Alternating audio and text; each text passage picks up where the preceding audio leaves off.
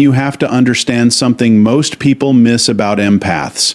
They don't break in the way people expect. There's no dramatic collapse, no loud confrontation, no obvious moment where everything falls apart. What actually happens is far quieter and far more dangerous to underestimate. An empath absorbs life differently. They don't just hear words, they feel intent behind them.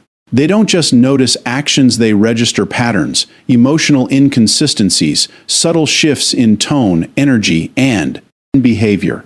Because of this, when something starts going wrong in their environment, they don't immediately react. They interpret. They try to understand. They give space for context, for stress, for misunderstanding, for maybe I'm overthinking this.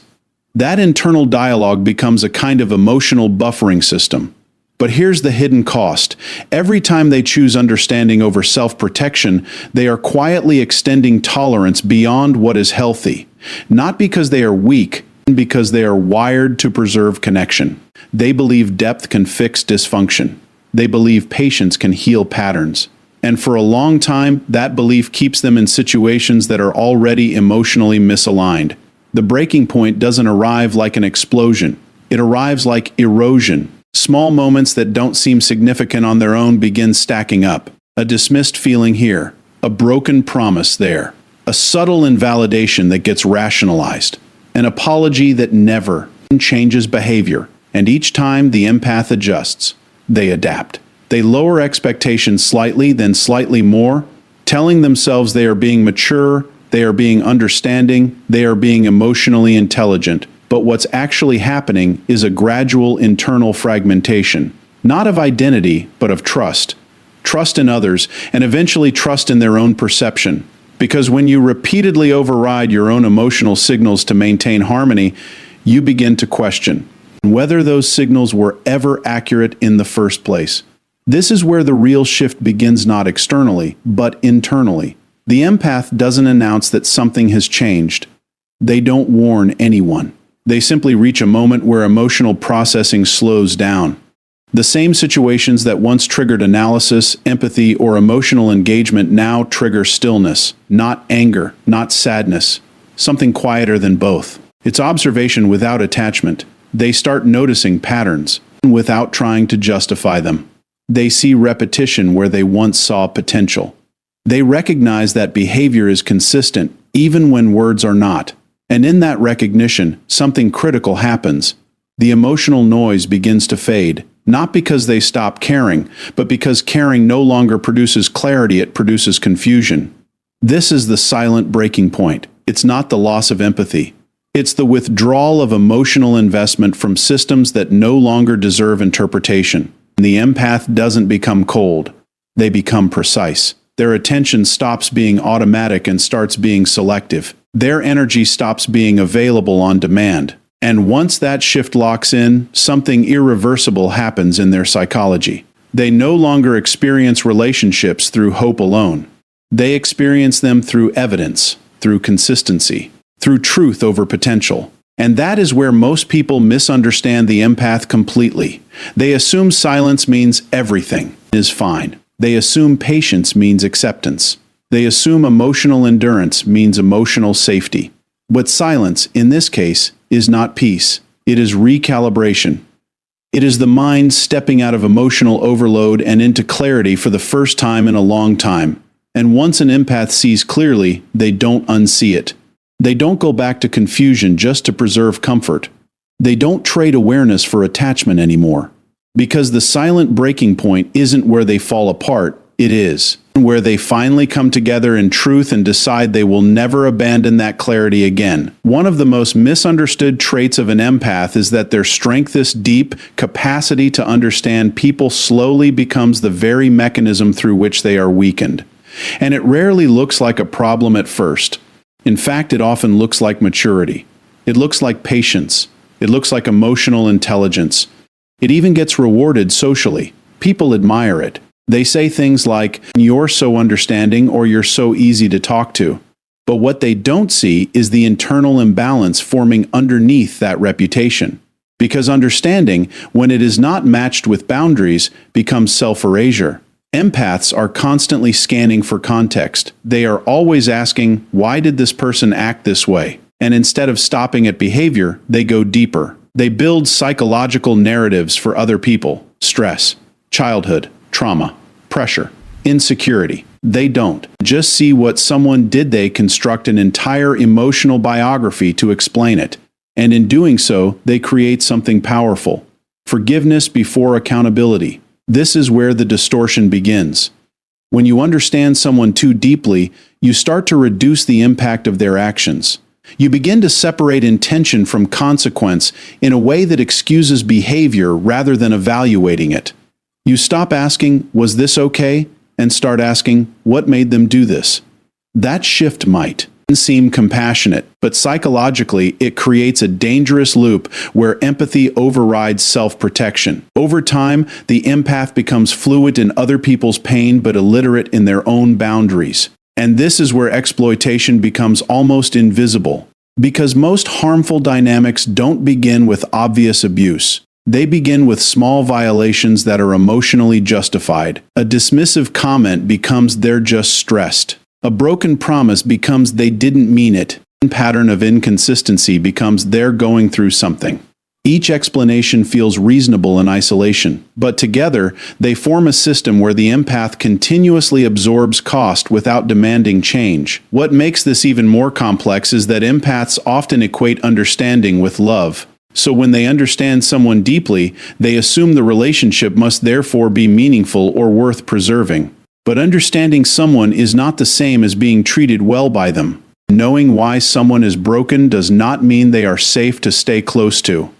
There's a philosophical trap here. The more meaning you assign to someone's behavior, the harder it becomes to disconnect from it. Because now you are not just dealing with actions, you are dealing with a story you built around those actions. And leaving the situation feels like abandoning not just a person, but your entire interpretation of them. So the empath stays longer than they should. They explain more than they should. They forgive faster than they should. And slowly, their internal standards shift without them noticing. What once felt unacceptable becomes manageable. What once felt disrespectful becomes understandable. And what once felt emotionally safe becomes familiar. But familiarity is not safety. At some point, the empath realizes something unsettling. Their understanding has been used as a space where accountability never had to land. They were not loved for their depth, they were utilized for it. Their ability to make sense of chaos became the reason chaos was allowed to continue around them. And that realization changes the entire internal structure. Because once you see that your empathy has been used to lower your standards instead of elevate your relationships, you can no longer engage in the same way. The most powerful shift that follows is not the loss of compassion. It is the integration of discernment into compassion. The empath begins to understand that real emotional intelligence is not just the ability to understand people deeply, but the ability to decide when that understanding should no longer excuse behavior. And that is where everything recalibrates. Because the moment an empath stops using understanding as a reason to stay and starts using it as a reason to choose differently, the entire power dynamic changes, and the lesson becomes clear. Understanding people is a gift, but protecting yourself from them when necessary is wisdom. And that wisdom changes everything you allow into your life from that moment forward. What makes emotional extraction so difficult to recognize in real time is that it doesn't feel like theft while it's happening. There is no obvious moment where something is taken from you, no visible rupture, no clear signal that your internal resources are being depleted. Instead, it feels like involvement. It feels like care. It feels like connection. And that is precisely why it works. Most people imagine manipulation as something loud or aggressive, but in reality, the most effective forms of emotional extraction are almost imperceptible.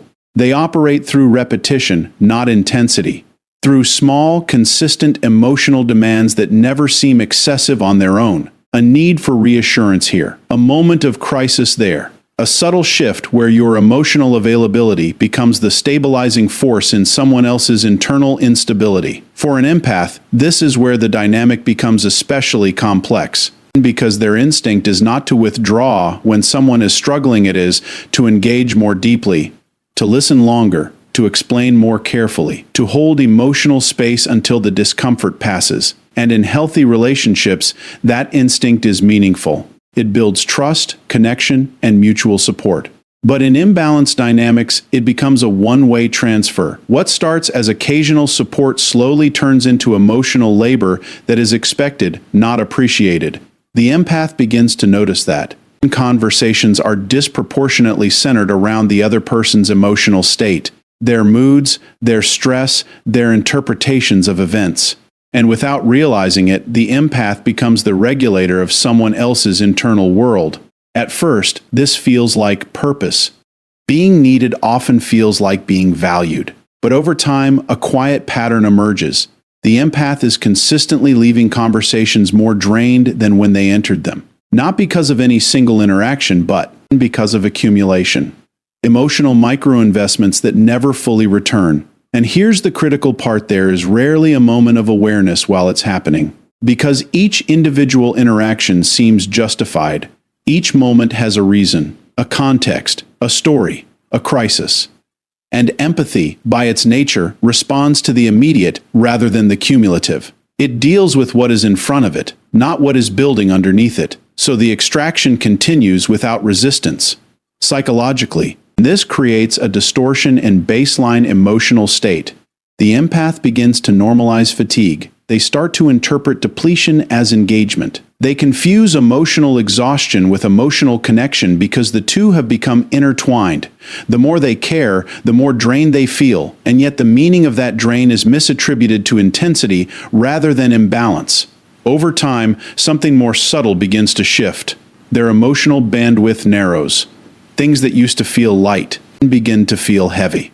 Their capacity for joy, spontaneity, or even simple mental rest becomes reduced, not because it disappeared, but because it is constantly being allocated elsewhere. This is what makes emotional extraction so effective. It doesn't remove your energy all at once, it reroutes it continuously. And perhaps the most disorienting realization for an empath is that the depletion was never demanded through force.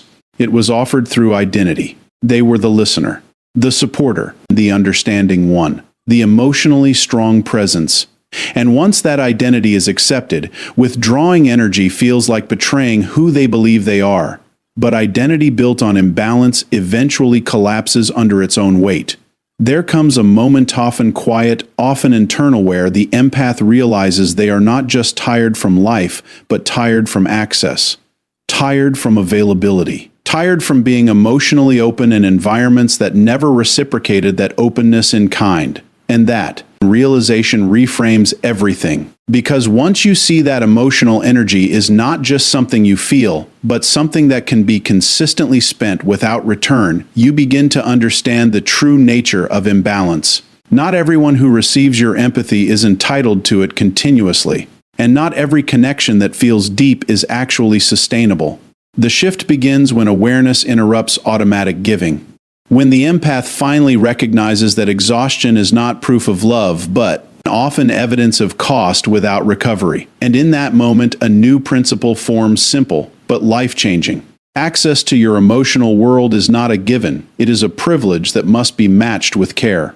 And once that boundary becomes real, the extraction ends not because others change, but because you finally see what was happening all along. There is a very specific moment in the psychological evolution of an empath that most people around them completely miss.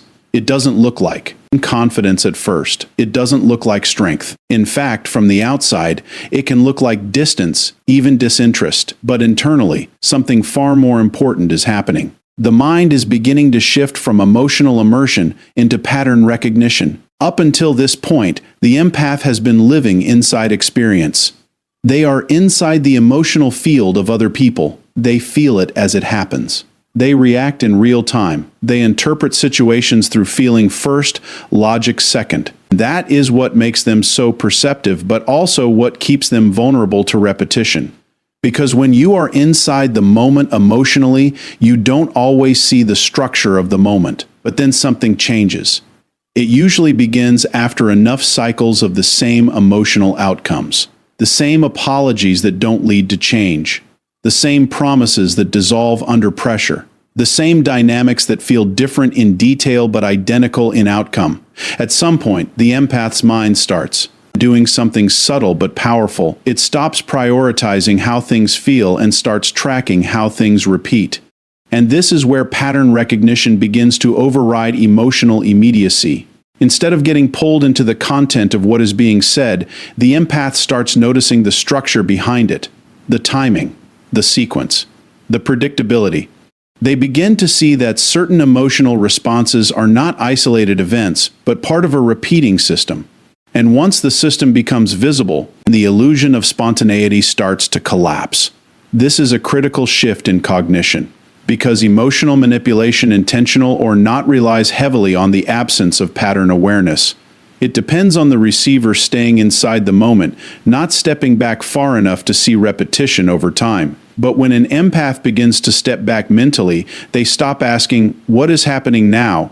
and start asking, "What always happens after this?" That question changes everything, because suddenly, emotional chaos becomes predictable. The confusion that once felt overwhelming starts to organize itself into recognizable sequences. The empath begins to see triggers, cycles, and returns. Distance followed by reconnection. Tension followed by relief. Inconsistency followed by reassurance. And over time, these cycles stop feeling like emotional reality and start feeling like behavioral structure. And when behavior becomes structure, it loses emotional authority.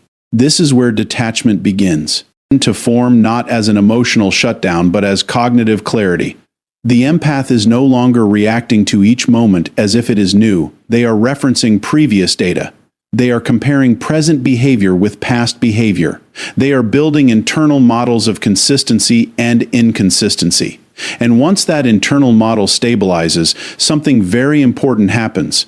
Emotional intensity stops being persuasive. Just because something feels strong in the moment no longer means it carries truth or reliability.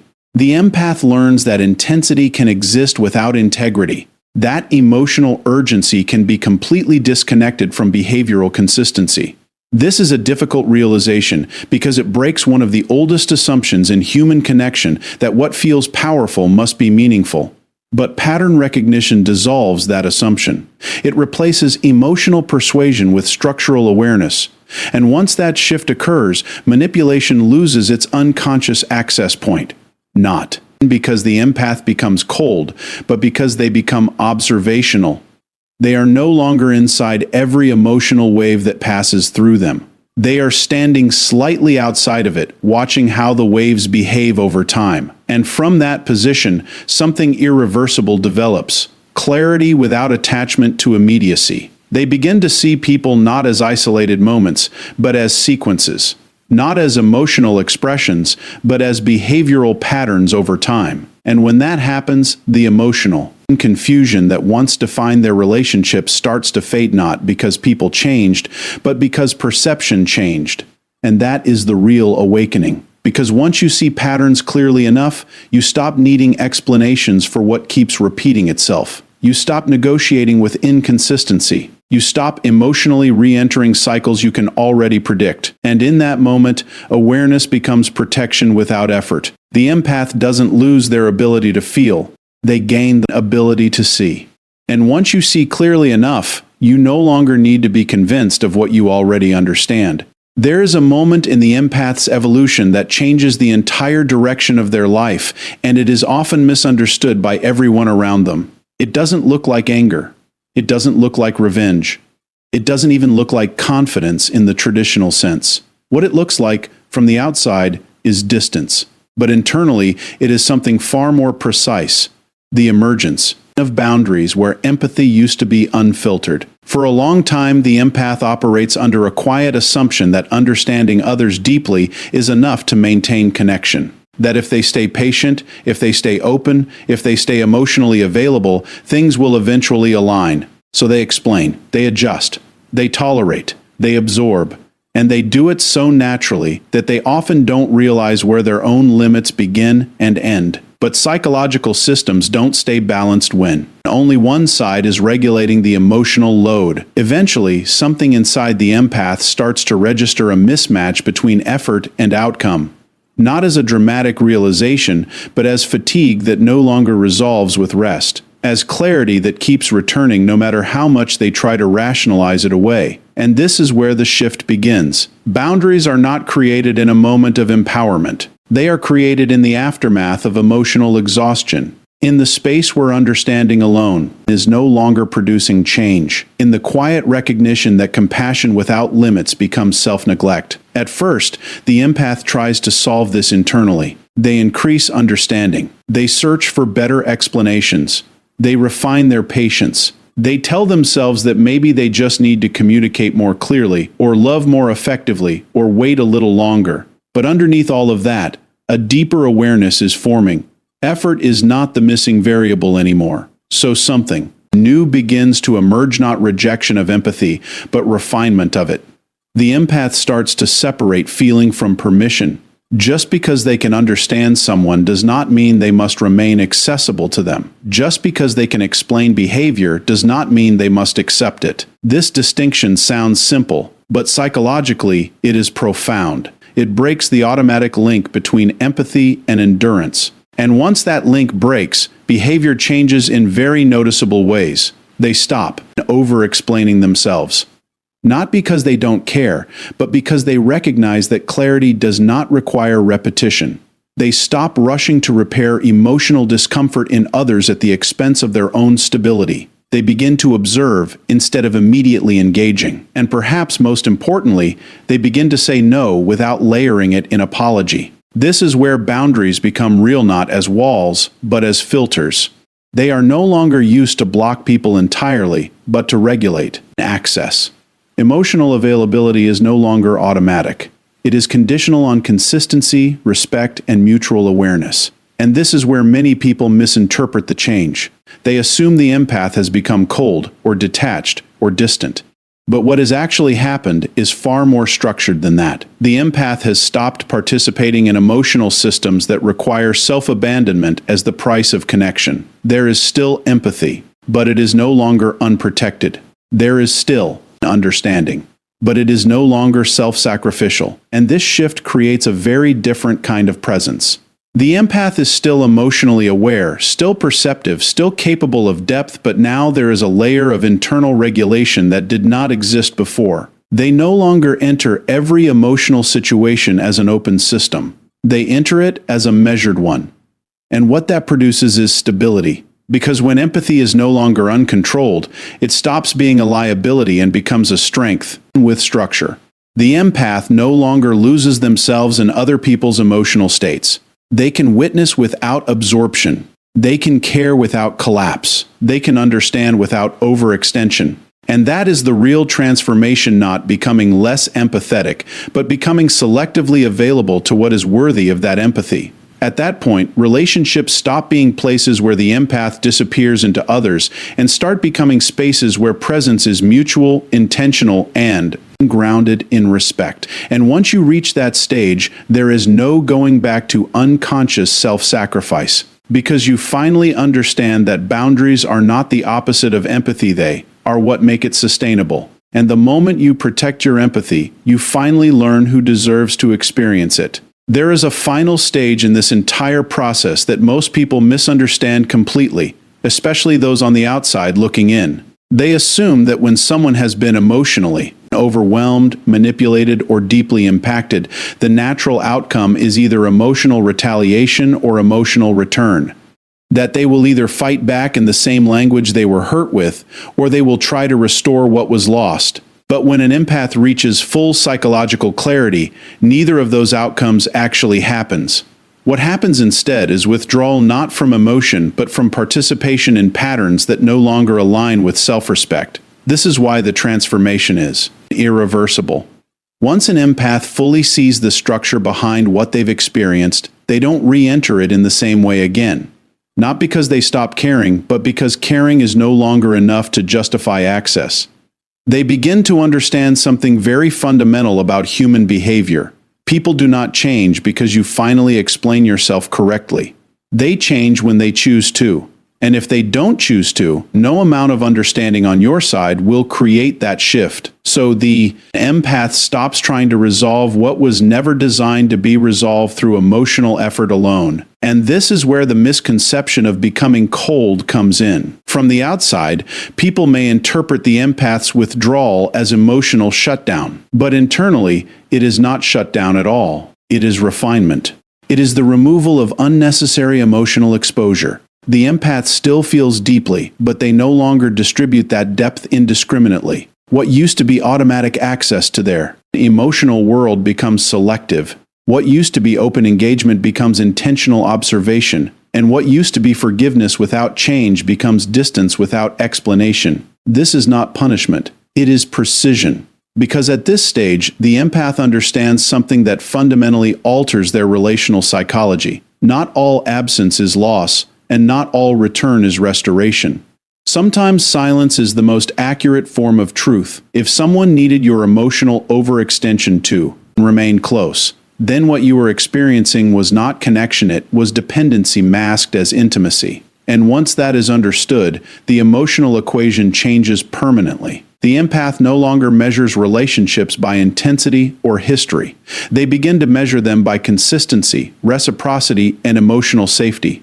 And anything that repeatedly violates those conditions is no longer debated internally. It is simply exited. This is where closure transforms. It is no longer something you seek from others. It becomes something you generate internally, because the empath realizes that waiting for external acknowledgement often keeps them psychologically tethered to cycles that have already ended in practice. So instead, they create closure through decision, not through confrontation. Not through explanation, through distance that does not require validation. And in that distance, something powerful stabilizes. Dignity without emotional chaos. They stop trying to make people understand their withdrawal. They stop trying to justify why something no longer feels sustainable. They stop reopening conversations that only exist to re-enter confusion. Because they recognize that clarity does not need audience approval. And when that realization fully integrates, something subtle but profound happens. The empath no longer experiences departure as loss. They experience it as alignment. Leaving is no longer an emotional rupture, it is a correction of position. And for those who remain, something equally important is revealed. If they return to a system that now has structure. Boundaries are no longer negotiable in silence.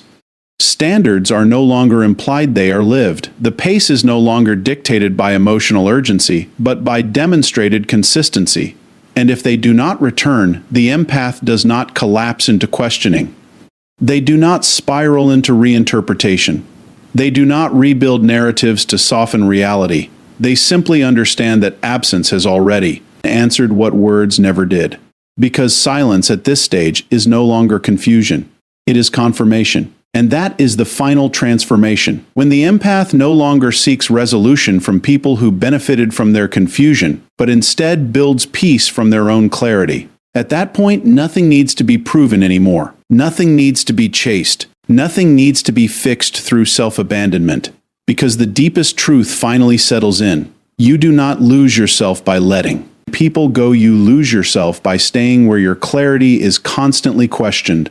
And once that truth is lived, not just understood, the empath is no longer something others can break in the same way again. Because what was once open and unguarded is now conscious, chosen, and irreversible.